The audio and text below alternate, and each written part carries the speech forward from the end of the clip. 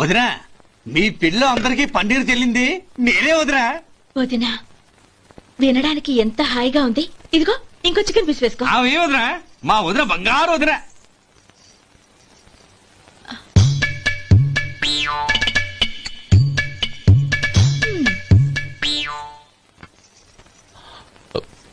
ఇంకో ముక్క వేయనా? అదేంటి గౌరీ, తమ్ముడికి చికెన్ అంటే చాలా ఇష్టం, వాడికి వేయలేదే?